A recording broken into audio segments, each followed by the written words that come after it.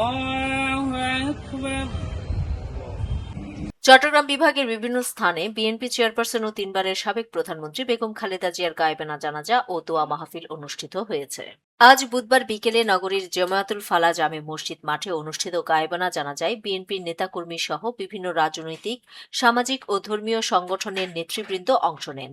জানাজা শেষে বেগম খালেদা জিয়ার আত্মার মাগফেরাত কামনা করে বিশেষ দোয়া করা হয়। কক্সবাজারের চকরিয়ায় বিএনপির নেতাকর্মী সহ বিভিন্ন রাজনৈতিক, সামাজিক ও ধর্মীয় সংগঠনের নেতাকর্মীদের অংশগ্রহণে অনুষ্ঠিত হয় গায়েবানা নামাজের জানাজা।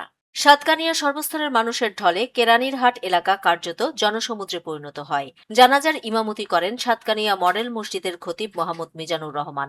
জানাজার শেষে বেগম খালেদা জিয়ার বিদেহী আত্মার মাগফিরাত কামনায় মোনাজাত করা হয়। এ সময় অনেককে কান্নায় ভেঙে পড়তে দেখা গেছে। খালেদা জিয়ার স্মরণে রাউজান কলেজের মুন্সিরঘাটা জামে মসজিদ প্রাঙ্গণে খালেদা জিয়ার গায়েবানা জানাজা অনুষ্ঠিত হয়।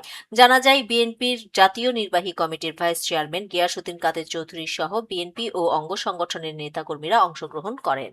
গায়েবানা জানাজা অনুষ্ঠিত হয়েছে মিরসরাইয়ের মলিয়াইশ স্কুল মাঠেও।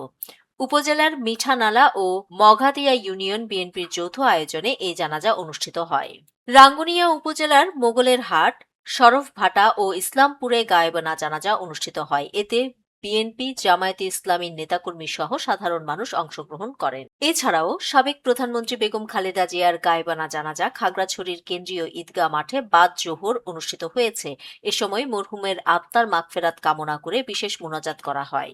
এদিকে চট্টগ্রাম বিশ্ববিদ্যালয়, চট্টগ্রাম প্রকৌশল ও প্রযুক্তি বিশ্ববিদ্যালয় সহ বিভিন্ন শিক্ষা প্রতিষ্ঠান, সামাজিক, সাংস্কৃতিক ও রাজনৈতিক সংগঠন এবং বিভিন্ন মসজিদ কমিটির উদ্যোগে গায়েবানা জানাজা ও দোয়া মাহফিল অনুষ্ঠিত হয়। নিউজ ডেস্ক, দৈনিক পূর্বকোণ।